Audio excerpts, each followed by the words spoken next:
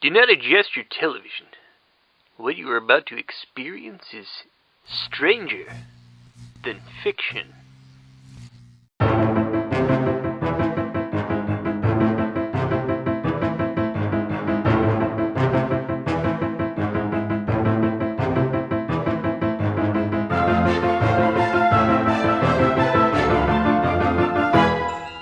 Hey there, strangers, and welcome back. It's been a long time. It's been a while.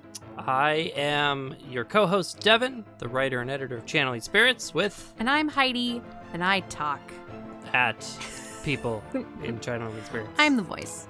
Yeah, and if you haven't followed us on social media, for Channeling Spirits may not know just what's going on, so just a brief synopsis of our personal lives. We moved. Yay, moving. We moved 2 cats, drove 11 hours in 2 cars. I thought you were going to say we moved to Canada, We and I was like, want that's false. to move to Canada. I'd love to live in Canada. The way things are going, maybe that would be a good idea to avoid World War III. But we are now in Chicago, beautiful, snowy Chicago. Yes. And I thought it'd be apropos to do kind of a Chicago episode. Oh. So we watched Supernatural Season 2, Episode 6, which is called No Exit. No Way Out. Yeah. No Way Out. What's that from? I don't know. The What producers. is that from? Producers. Oh. Matthew Broderick version. Oh. So if you're not familiar with Stranger Than Fiction, welcome. Pretty much what we do is we watch a show or a movie or some sort of media content. We discuss it. We talk about maybe some of the inaccuracies or misconceptions and what real life events inspired it.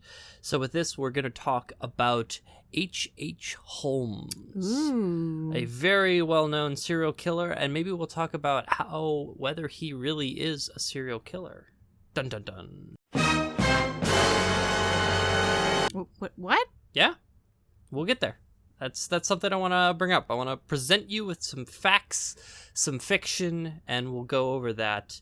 But before we go into that, we have to go over the episode of Supernatural regarding this alleged serial killer. And so we're going to go into Heidi's dissection. All right, so I took notes on this episode, and I want everyone to know that the title of my notes is Demon Ooze. That's just a brief little caption of how this episode was. Demon Ooze. So it starts off with a girl in an apartment, sassy blonde girl, and she's on the phone and her lights are flickering, so spooky. And she's like, oh my God, like you said this apartment was fine. What's going on? Look, you promised this place would be ready when I moved in. And now after watching the episode, I honestly have a lot of questions for the landlord, but I digress. I want to know who she's talking to because it's like... I think it's the landlord. Okay, but she's acting like he's going to fix the maintenance. And like, wouldn't you have a maintenance guy? Yeah. And I don't think you want to speak that way to the maintenance guy. So she goes over to her light switch and she's like, what the hell? What the hell? And I sounded like the guy who does the shoes video. What the hell? What the hell? What the hell? She goes over to light switch, and there is ooze coming out. Black demon ooze, as I called it. I called it something else, but Devin didn't like that. That's not family appropriate. And she's like, what's happening? And then there's, she like looks through the light switch, and there's eyeballs looking back at her, and it's a jump scare. And then it pulls her into the light switch. I do want to talk fingers about like come out of the grate. Lots of questions. Yeah, we'll get there. I have a lot. So, shifting now to the next scene, since that girl is presumably dead.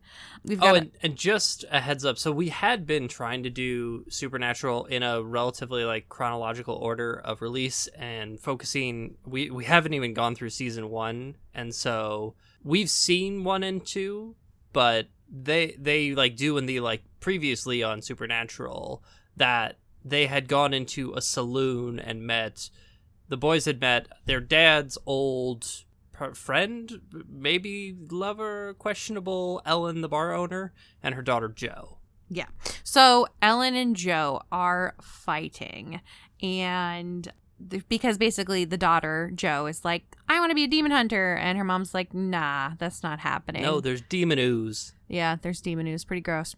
And so Joe says, well, it's only blonde girls that are disappearing. And she's blonde, so... Over the past 80 years, 6 women have vanished. All from the same building, all young blondes. I didn't know why In this she made that particular point. case. So then the mom's like, no, you're not going. Too bad. And so Dean and Sam are like, okay, bye. So they go to Philly. A Philly! The adventure continues! And they go into the apartment to examine, what had happened and whatnot. And they find the demon ooze. And they discover that it's actually ectoplasm, which makes sense. Yeah. And then Dean makes a Stay Puft reference. It was great. Well, Sam, I think I know what we're dealing with here. It's a Stay Puft Marshmallow Man. What a nerd. And then Joe, the daughter, shows up. And she's like talking with the landlord, and she's like, yeah, I want this apartment. And oh my God, Dean, you're here. It's so good to see you, honey. And she's like pretending that they're boyfriend and girlfriend. And he's like, yeah, no. Okay. And then so fast forward now, they're in the apartment. She gave him a wad of cash, of like singles too. So. The landlord, not Dean. Yeah, well. And who knows what she's doing? Fast forward, they're all sitting at the table looking at a map, and she's like pointing out all this stuff, and she's playing with a dagger. She's just twirling it in her hands, trying to be all BA, and she's not. She weighs like 80 pounds, and her acting is awful. That's right. I will. With pliers. Awful. It's amazing. So Dean gives her a speech about how it's nice to have a mom who's worrying about her. And she does this really bad acting where she's like looking up into his eyes. It was really awful. I couldn't. So then we shift to another girl who's in the same building, who is blonde, of course, because I feel like the landlord's in on this. Maybe. Because he's only letting you thought blondes like in. the landlord was behind it. Yeah. And so he's focusing on another blonde girl. So another blonde girl's, I don't know if she was talking on the phone or she was doing what. Oh, no, she was opening mail. Yeah, for like a lingerie party or something. Yeah. I'm and then the ceiling starts cracking. And then it just keeps cracking. And then she goes to like unlock her door and it's locked. So like I said, did the demon do this? Did the landlord? Lots of questions at this point.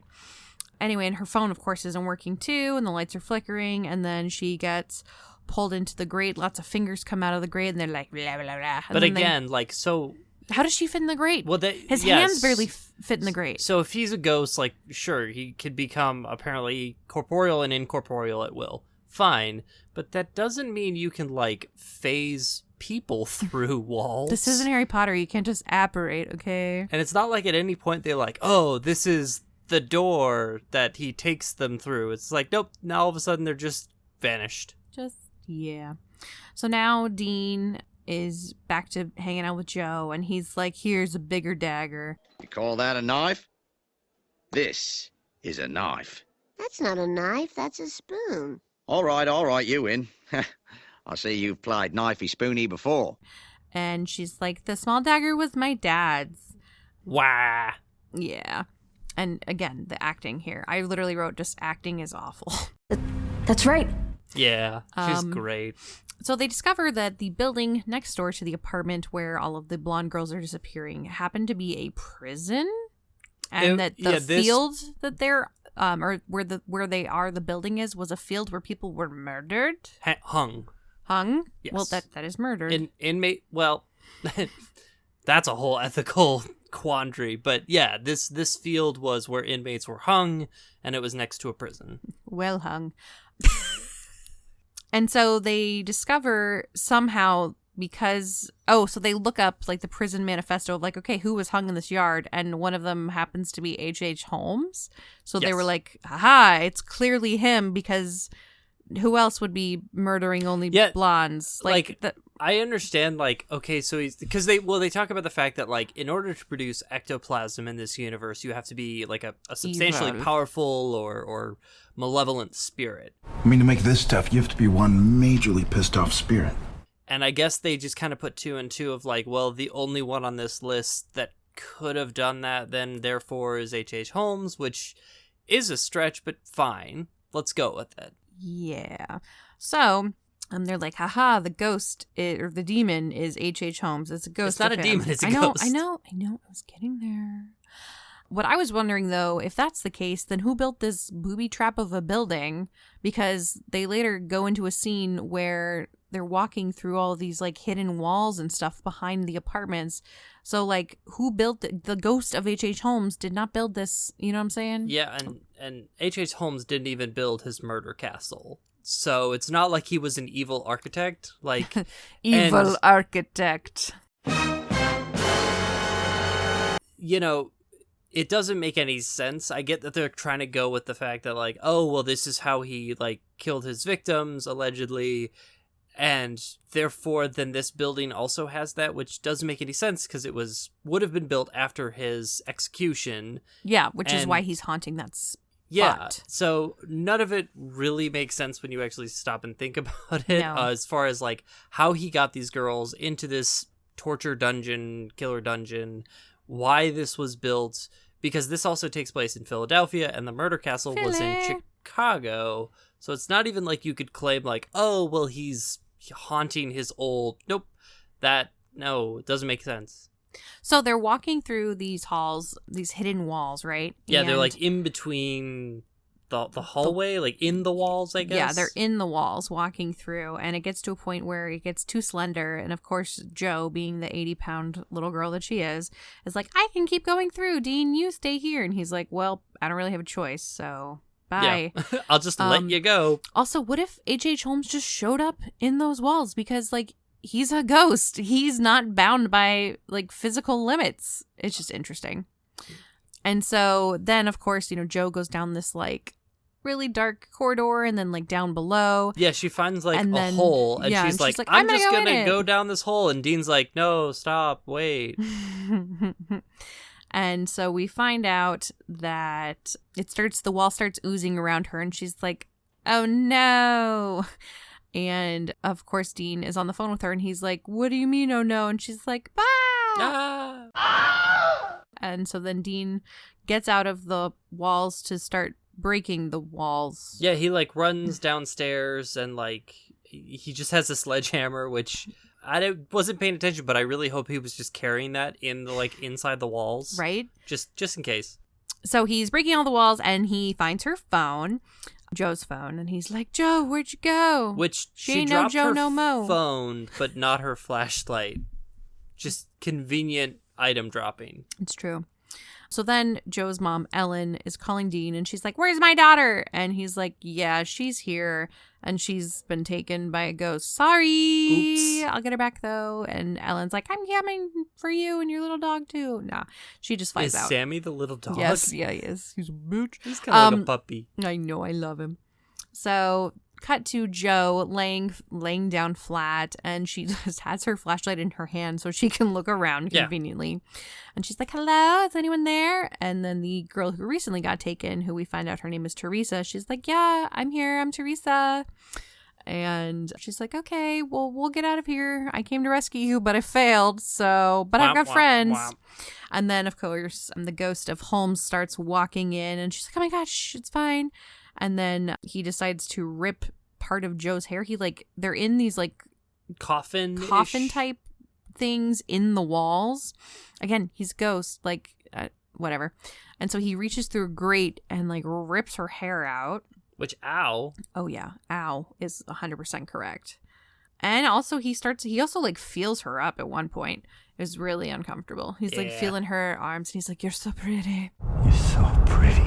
So anyway, Sam and Dean go to the field. There's another field next door to this building, not to be confused with the field that the building was built on. Which I was confused. Like, I was like, oh, are they looking for his body? No. So they go and they start digging, looking for his body, which out of this giant field, they dig in one spot and they happen to find it. No. They had the metal detector. Right. Fine. Which I think they looked at some blueprints and found there was, like, a basement or something, which I guess led them to this field, which is how they got there.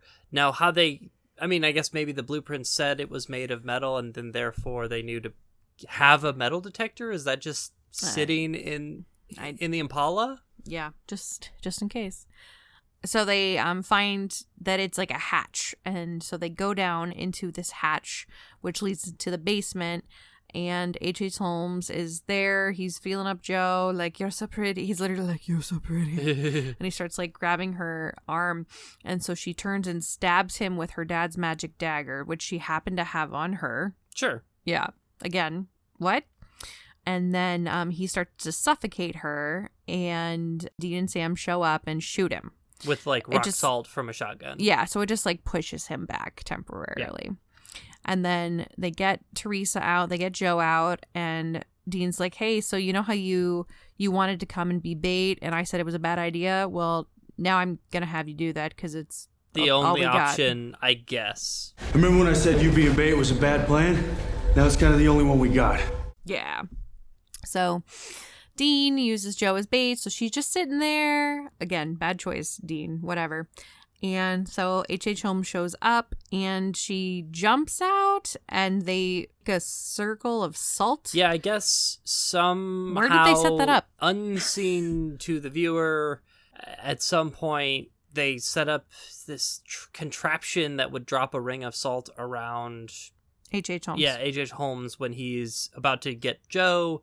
So they shoot it, salt drops, and Joe ducks away and escapes, and Holmes starts screaming because apparently ghosts are aware of their weaknesses and know, like, not a ring of salt. Because if I was a ghost, I'd think I'd just be confused. Like, I don't think there's anyone that, like, in the afterlife explains, like, okay, so you're weak to iron and salt, and, so, like, don't touch those things, they'll hurt. Don't get trapped in a ring of it. Right. So they decide to, well, how are we going to keep him down there forever? Because, like, what if the salt breaks from, like, a storm or something, the salt circle? And so Dean just shows up with a cement truck, and he's like, let's do this. And they fill the hatch up with the cement, therefore burying H.H. Holmes forever.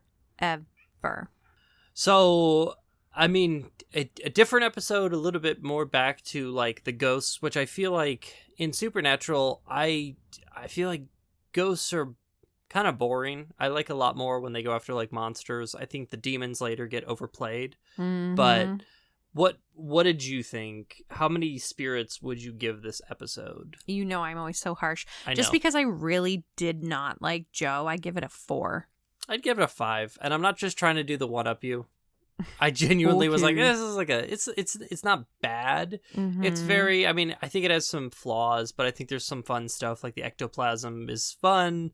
I think, H.H. Holmes is interesting because it is kind of a more powerful spirit, if you will, but I often have problems with their ghost logic where it's not well established, and it's just like, well, sometimes they can touch you and interact, and sometimes they can't, Mm-hmm. and I'm fine with the weaknesses of salt and iron, but again, like, how do they know that? How did he get her into this murder castle, torture in the walls? Just a lot of those questions were like, you don't really want to think about those and just kind of want to get lost to it. Yeah. So also, a ring of salt is often shown in a lot of media as like something that's against like bad witches too. It's a purifier. So I think it goes back to like kind of it's about protection. Yeah, I mean, I think it goes a little bit back to like alchemy and some of like the basic fundamental things like that, but I'm fine that ghosts have weaknesses. I just don't always like that, like, well, sometimes they look exactly like a living person and then can touch you like a living person. I can touch you but now. But then sometimes their faces turn dead sometimes. I don't know. So ghosts aren't my favorite. I think they're kind of boring. But this one wasn't. It was okay. I like the ghosts in Haunting of Hill House. Yeah, those are fun. All right, we're going to move on to Behind the Screens. Yeah, I knew you'd do it. Yeah? You had to. All right, so this episode debuted on November 2nd, 2006, as very evident from the Razor phone. Kids not aware of 2000, I think it was like 5 or 6 when it came out. And it's back. It is back, yeah. It's now gone so far that it's become nostalgic, and they have brought it back. But I was like, yeah, Razor phone, I remember those. I had mine, and it was a hot pink one, and I called it Magenta. That was her name. That is... Like from Rocky Horror. I will just take your word that that's a character. Yes. All right, so this episode, No Exit, gets its name from a Jean-Paul Sartre play called No Exit, in which 3 people are trapped in a small room together in hell, only to discover that they are meant to act as each other's torturers. Oh, that sounds awful. It sounds like a great play, though. It's a really fun concept. Yeah. So I thought, fun little thing from an existentialist. This was written by Matt Winton, who he would write 2 episodes, this one and another episode called Playthings for Supernatural. Okay. And he was also a producer for 12 episodes. I think like the 12 episodes of season 2, but don't quote me on that one. Quoting you on it. This was directed by Kay Manners. We talked about him when we did the episode Dead in the Water, when we were talking about Jenny Greenteeth. Yes. If you remember. I do. And Kim did several episodes, did a lot of work on X-Files and some other stuff. Unfortunately passed away pretty young. You want some more details? Listen to our other episodes. One of the blondes, I think the first one, is Andrea Brooks. And the character's name was Katie Burns, and if you're saying Teresa was the other blonde, I'm guessing that she was the first one. But she plays a character, Eve Tess Mercer, in Supergirl. Oh. I haven't watched that, but I have standards. I'd watch it.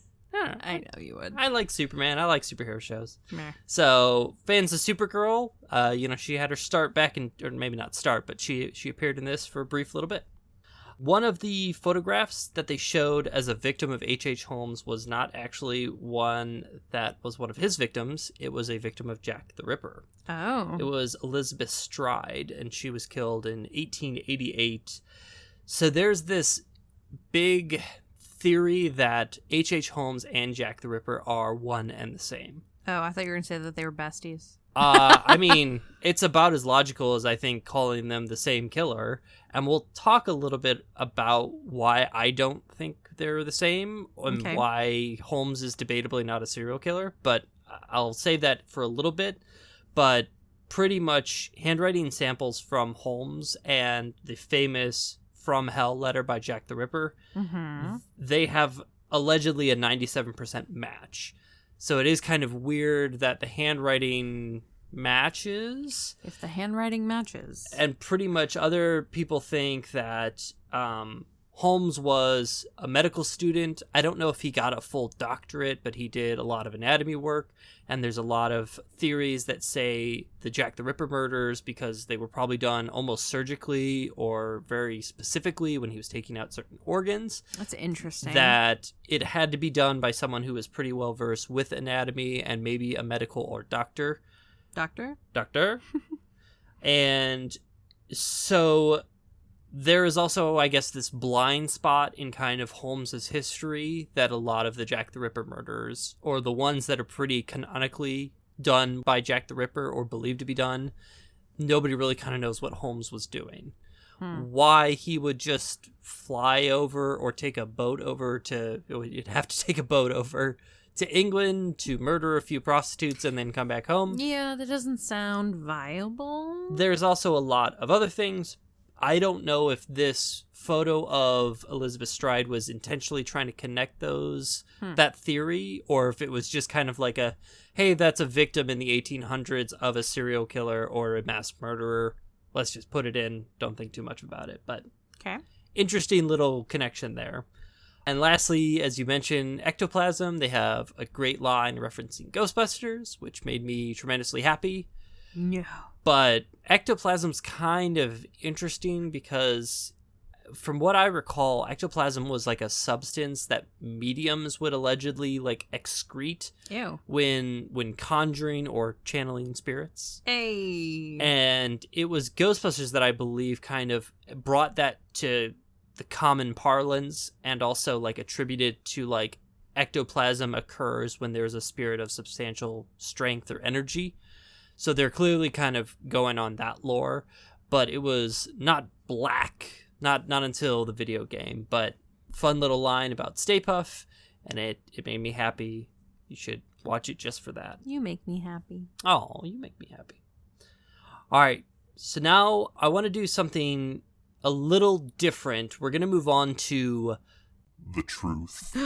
Much as you try to bury it, the truth is out there. But I want to play a game. Nope. Yeah, we're going to do it. Okay. So what we're going to do is it's going to be true or false. Okay. You're going to try and guess the BS. So I'm going to tell you I don't want to say a fact, but a portion of Holmes's history. Faith is a fact. And you tell me if it's true or false. Okay. All right? All right. So let's start with an easy one. His name was H.H. Holmes. Correct. False. What? It's in the episode. Wasn't that H.H. Holmes' real name?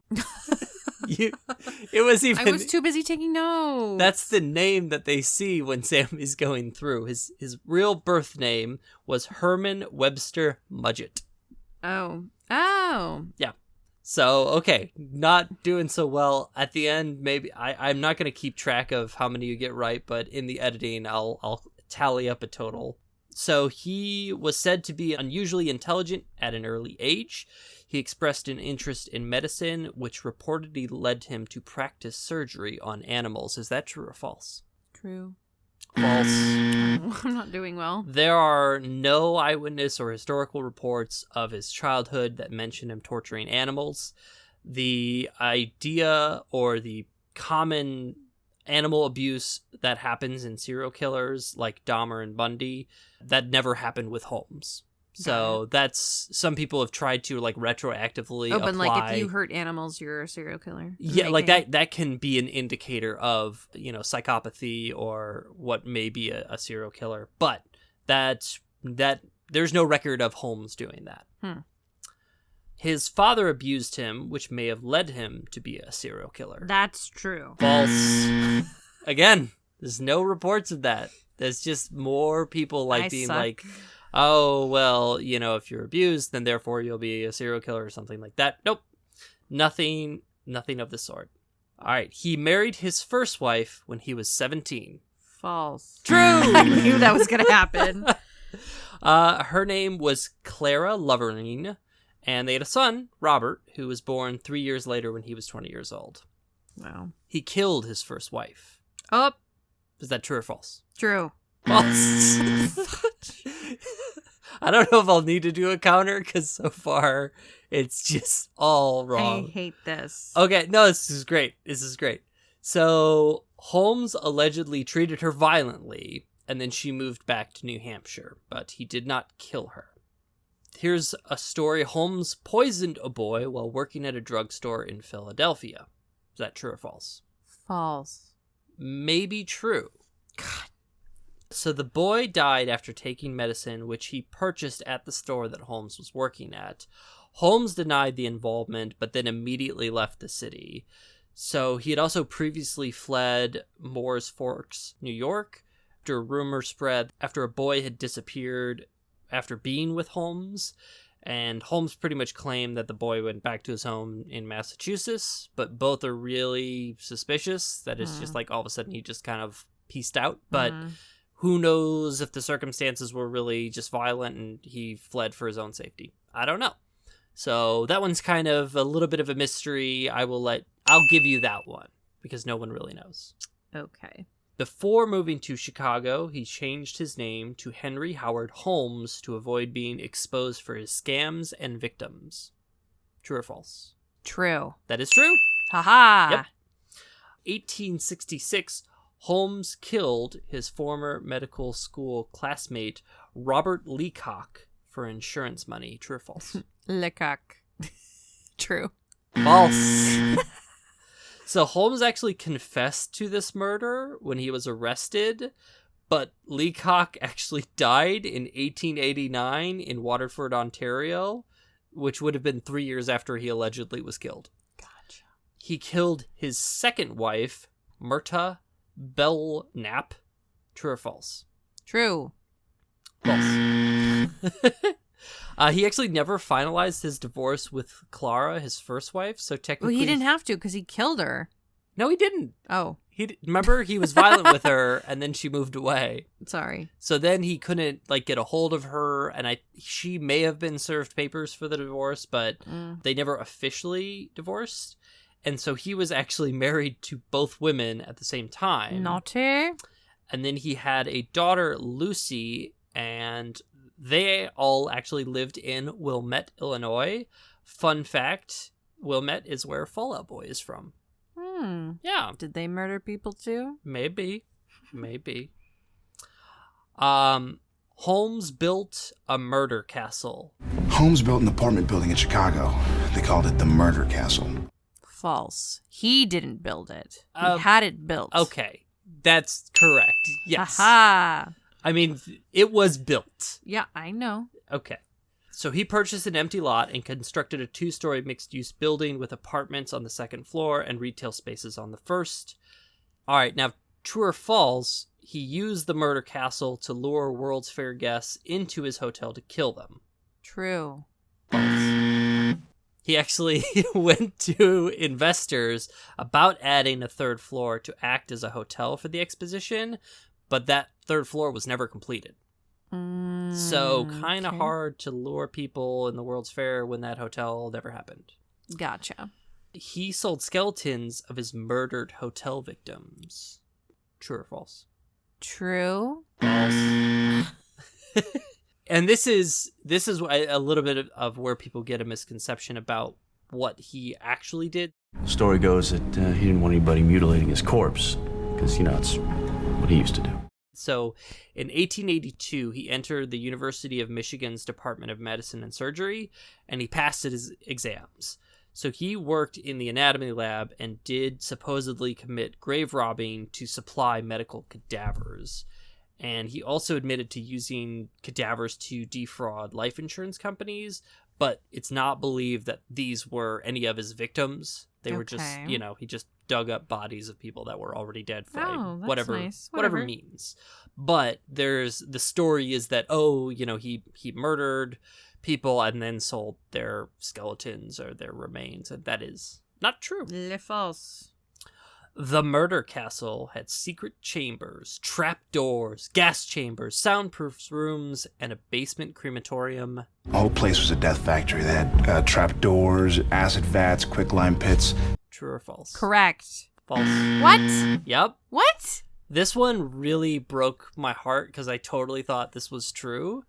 But all of those claims were made up by yellow journalism pretty much for sensational stories.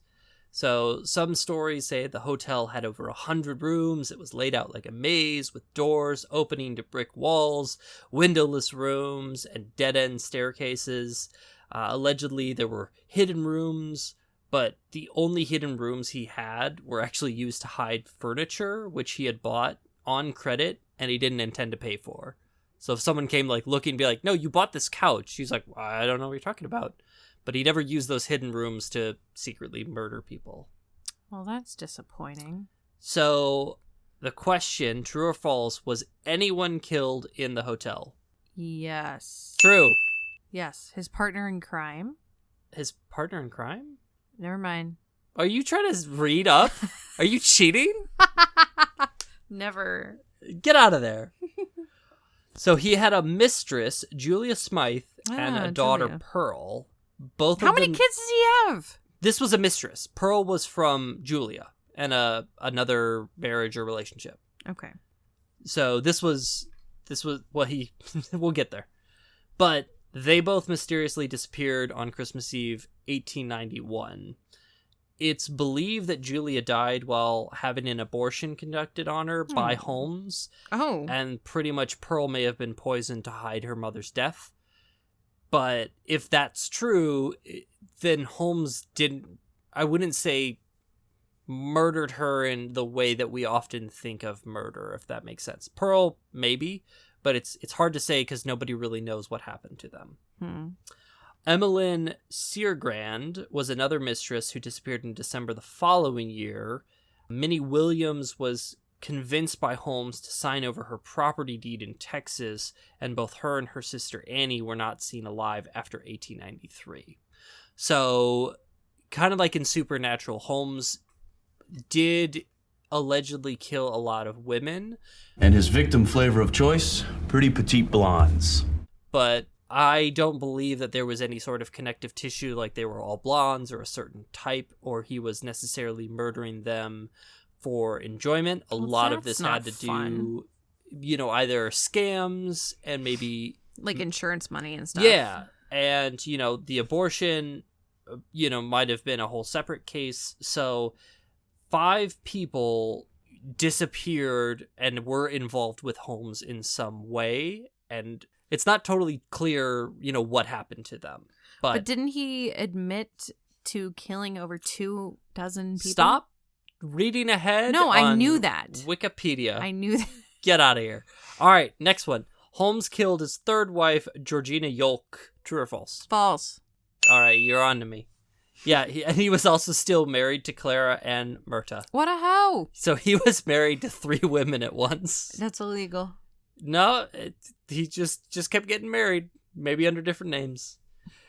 So at this point, people started to catch on to him, so he went on the run to St. Louis, and he had a life insurance scheme with his right-hand man, Benjamin Pritzel. And pretty much the plan was for Pritzel to be killed and disfigured in a lab explosion. Oh, jeez. But Holmes was going to find a cadaver, but instead knocked Pritzel out with chloroform. He used chloroform to kill him. And then set him on fire. Oh my god. So I would say he definitely killed that guy. But again, it was more for insurance money than it was You still murdered someone. Oh, well... So here's the multiple choice. All right, so if I kill you for insurance money versus pleasure, it's fine. I'm trying to make a case that he may not be a serial killer. Okay. So multiple choice. Holmes killed A, over 200 people. B, 27 people. C, 9 people. D, 1 person. C. You think 9 people? 9 people. So he was put on trial and convicted for the murder of Benjamin Pritzel. And that's really the only one that we know for certain that, the evidence supports this and he admitted to that. But he actually confessed to killing 27 people. Yeah, he confessed to 27 murders, but some put the death toll at over 100. But as I said before, some of them were still alive. So you can't really take some of that as fact. It's likely believed that the 5 he killed or possibly killed in the murder castle, Pritzel, and then 3 of his children were the victims of all of H.H. Holmes. That's so sad. And then my last one, true or false, he requested his coffin to contain cement and be buried 10 feet deep. His body is buried in town, but it's encased in a couple tons of concrete. I mean, that's what they said in Supernatural. Well, they said a lot of things in Supernatural. So we're going to say yes. That is true. Because he didn't want his body to be stolen? Yeah. Yeah, see, I pay attention. So that was actually one of the things that they did get right, but, they continued to perpetuate, talking about, like, Sam even mentions, like, oh, it had gas chambers and this and that. And as we talked about, clearly when Joe was being kept hostage behind the walls, they were trying to, play off that idea. But none of that is true. So he wasn't like that at all? No. So that's just disappointing. So for I want to believe. Now I'm a believer. My question to you is, do you think H.H. Holmes was a serial killer? No. Because I'm not an expert on this, but my understanding is serial indicates a pattern. And you could argue that maybe the pattern was he was a scam artist who, happened to defraud or kill people because of that. He's a psycho killer. But I think often that they have an MO, there is a type of person they're going after. And clearly, he, had some children that may have been victims, so men, sad. women, various reasons that they died or mysteriously disappeared. So I don't really buy that he's a serial killer. Yeah, I don't either. I think in Supernatural they say, like, they coined the term multiple killer. The term multi-murderer. They coined it to describe Holmes. He was America's first serial killer before anybody knew what a serial killer was. And I don't know if that is true, but I think that's probably the most accurate name for him. All right, my other question is, do you think H.H. Holmes was Jack the Ripper? No. That's absurd. I would love to hear some of that supporting evidence and, hear like what other people think, like whether they do think that, despite this, like, yes, Holmes did fit serial killer profile and that they also think that he was Jack the Ripper. It doesn't make sense to me. I think that's just a stretch. Yeah, I mean, yes, H.H. Holmes had a lot of female victims, but we're not even sure if he killed some of them. They were just kind of vanished. Nobody knows what happened to their bodies or what became of them. Jack the Ripper, he went after prostitutes. Their bodies were found. He seemed to kind of revel in the name and some of the fame. He wrote letters, taunting the police, and none of that sounds like H.H. Holmes. And even if, he evolved in, during that time, he didn't carry on that. Also, just from a traveling standpoint. I mean, that's possible. As, I said, like, there might have been, a blank part in his history that nobody kind of really knows. I don't know if that's true. That's something that I found and didn't necessarily research hard into. But I don't think he's Jack the Ripper. No. I don't think he's a serial killer. No. Did I ruin H.H. Holmes for you? Little bit. I'm sorry. Well, I mean, it's not like I was like, oh my God, this guy's so cool. Obviously he was. Well, I guess But now I see him as less of a monster. Well, and I'm just like, oh, you just killed some people. Whatever. Yeah. You didn't torture them. I really thought that a lot of those, like, like Joker having a vat of acid as a booby trap was rarely inspired by true events of H.H. Holmes. Right? And then you come to find out, it's no more Pulp Fiction than anything else. It was just made up for him. That he didn't design this terrible, torturous hotel where he was luring World's Fair. No, like, the hotel wasn't even finished. That's like, where, yeah. The victims that he killed, he knew, and they weren't exposition guess. So it is just kind of, a lot of the luster, I feel, is kind of gone. But I wanted to do this because that Murder Castle was in Chicago, and I thought it would be, a good kind of way for us to talk about Chicago. It is no longer there. It is now a post office in Englewood. Is it haunted? I didn't look that up. There are, I think, like, a ghost show did an episode on, like, whether H.H. Holmes was haunting a Philadelphia area similar to this. Oh, is that where he was buried?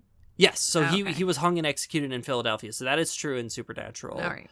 I couldn't find a whole lot of evidence or a whole lot of, like, really good stories on the ghost of H.H. Holmes, so I kind of tried to focus more on his life and victims. That's fair. Because I don't definitively know if there is a whole lot on his ghost or supernatural activity involving him. And I also think it's always sometimes hard to prove, like, well, that's definitely the ghost of... Jesus. What? H.H. Holmes? Yes. So I'm curious what other people think. I'm sorry if I ruined everyone's perception of H.H. Holmes. You didn't ruin it. I'm just like, what the hell?